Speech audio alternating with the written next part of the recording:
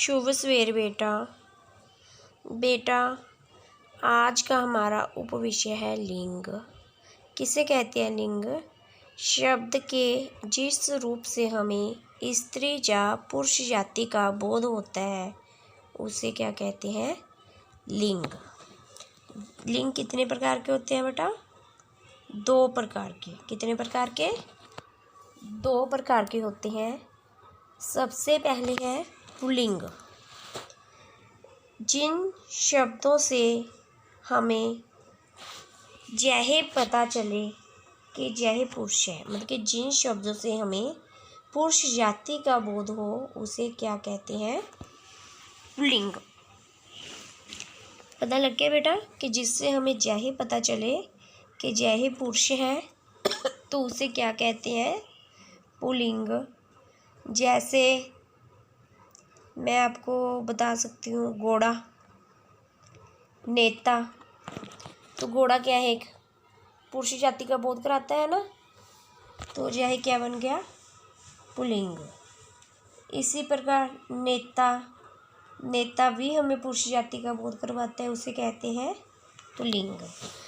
तो बेटा इसमें जैसे कि मैंने बताया है कि जो हमें पुरुष जाति का बोध कराते हैं उसे क्या कहते हैं?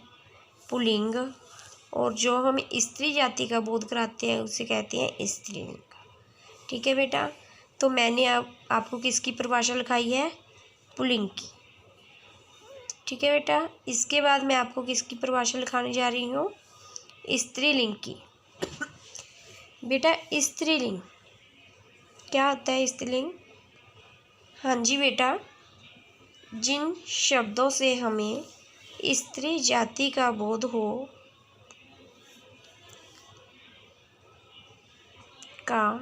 हो उसे स्त्रीलिंग कहते हैं। समझ आया बेटा? इसमें क्या है कि इस परिभाषा में हमें किस चीज़ का बोध हो रहा है? स्त्री जाति का, तो उसे हम क्या कहेंगे? स्त्रीलिंग। स्त्रीलिंग में मैं आपको उदाहरण दे देती हूँ। जैसे वह लेखक की थी, जहाँ क्या कह सकती हूँ? लेखिका। लेखिका क्या आ गया बेटा? स्त्रीलिंग। लेखक क्या था? पुल्लिंग था। और लेखिका क्या है? स्त्रीलिंग है। वह मैंने नेता लिखाया था पुल्लिंग, और जहाँ नेत्री क्या है? स्त्रीलिंग। घोड़ा का पुल्लिंग क्या बन जाएगा? घोड़े। तो इसके बाद बेटा मैं आपको बताने जा रही हूँ कि लिंग परिवर्तन के कुछ नियम होते हैं। ठीक है। जरूरी नहीं है जो हर एक नियम लागू हो, लेकिन इसके कुछ नियम होते हैं जो 99% लागू होते हैं। 99% बेटा लागू होते हैं। सबसे पहले अकारांत पुल्लिंग शब्द के अंत में आनी लगाने से स्त्रीलिंग बनता है। ठीक है बेटा। निम्नलिखित शब्द को पढ़िए और समझिए। जैसे नौकर, नौकर के पीछे आनी लग गया, नौकरानी। जेठ, जेठानी। सेठ, सेठानी। देवर, देवरानी। इंदर, इंद्रानी। रुद्र, रुद्रानी। मेहतर, मेहतरानी। ठीक है बेटा, समझ आया? इन शब्दों के पीछे क्या लग गया? आनी। तो यह सब क्या बन गए? स्त्री में। पहले ये क्या थे? पुल्लिंग थे। जब हमने इन शब्दों के पीछे आनी शब्द लगा दिया तो जी किस में परिवर्तित हो गए? स्त्रीलिंग में।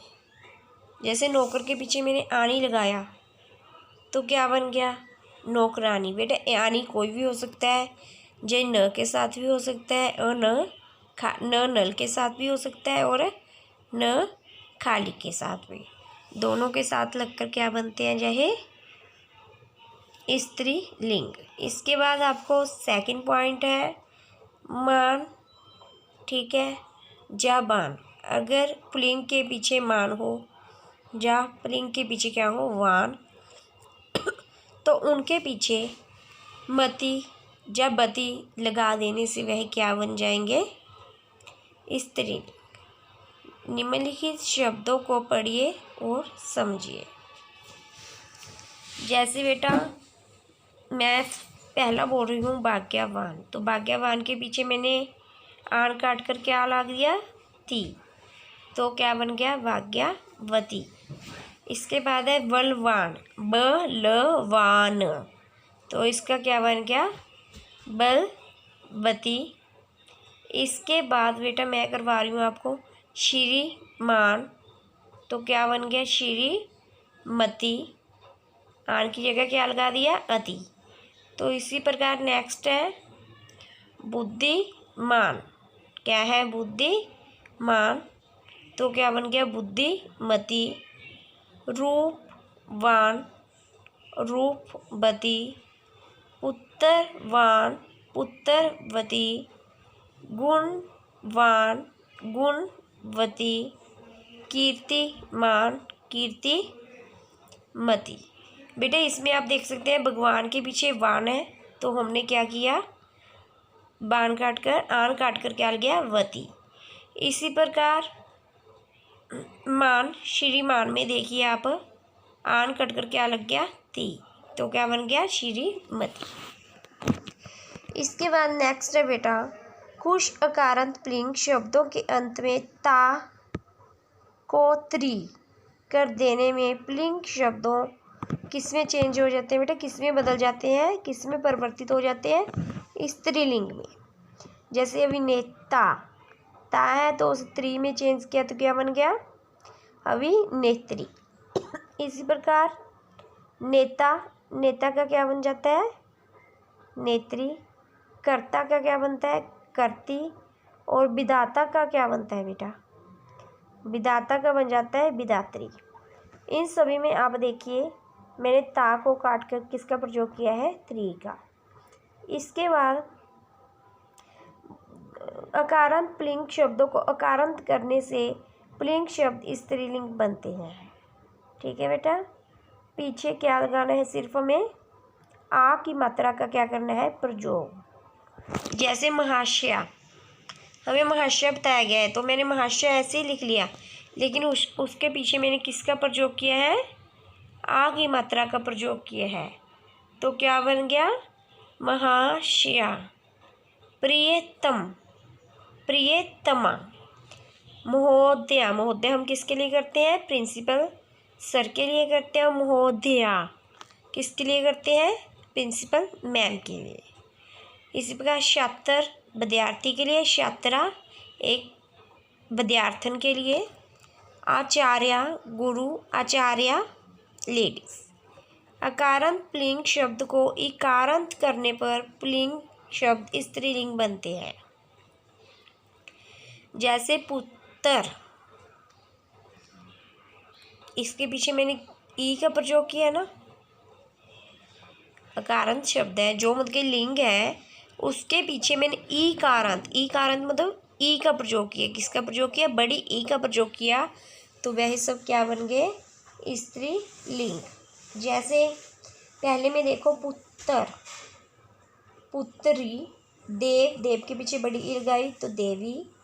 नर्तक के पीछे लगाई नर्तकी। हिरण के पीछे लगाई तो हिरनी।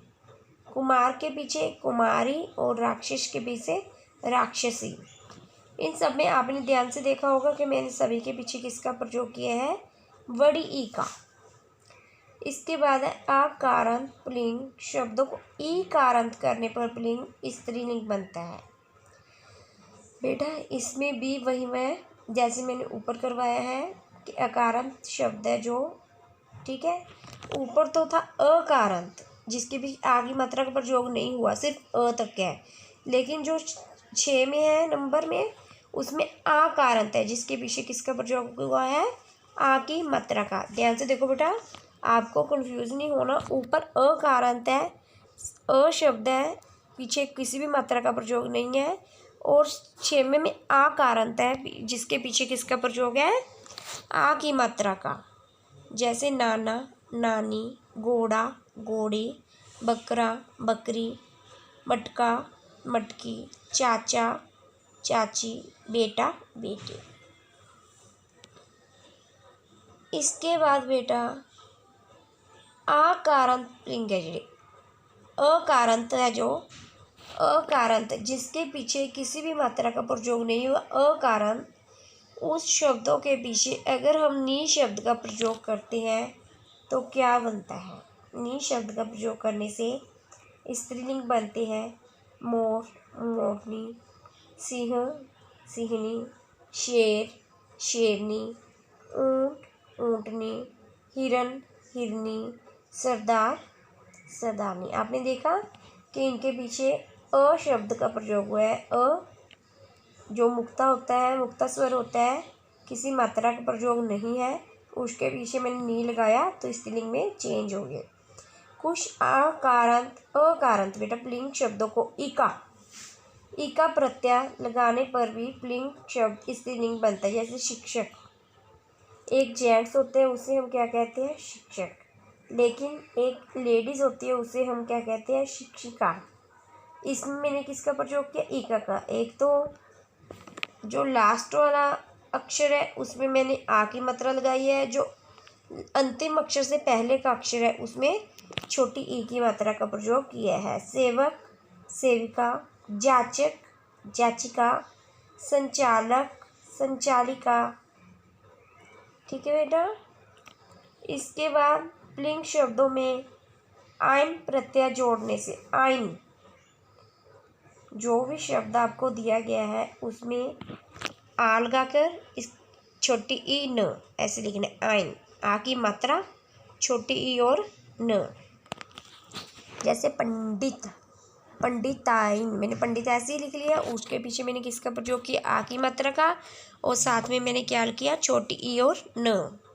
आयन, गुरु, गुरुआयन, ठुकुर, ठाकुर, ठकुरायन, चौधरी, चौधरायन। इसके बाद है बेटा जो व्यवसायिक होते हैं, व्यवसायिक मतलब जो बिजनेस करते हैं उसको क्या कहते हैं? पुल्लिंग। और उसके पीछे जब हम किसका प्रयोग करते हैं? इनका। व्यवसायिक बिजनेसमैनों के पीछे इनका प्रयोग होता है। जैसे नाई, नाई एक बिजनेस है ना, किसी की शॉप होती है, किसका काम होता है, तो इसके पीछे हम किसका प्रयोग करते हैं? इनका, न का। तेली, तेलिन, माली, माली, मालिन, भिखारी, भिखारिन, धोबी, धोबिन, मालिक, मालकिन, ग्वाला, ग्वालिन, पड़ोसी, पड़ोसिन।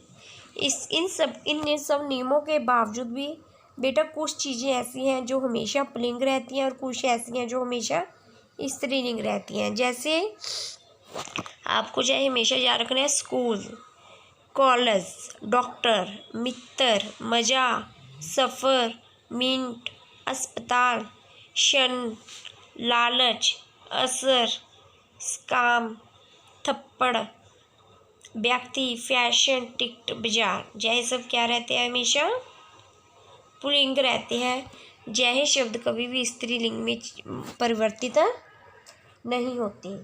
इसके बाद स्त्रीलिंग शब्द बेटा आवाज़, आत्मा, बर्फ, संतान, पुलिस, किरण, पोशाक, जंग, मृत्यु, घास, किस्मत, आग। जय हमेशा क्या रहते हैं? क्या रहते हैं बेटा? स्त्रीलिंग।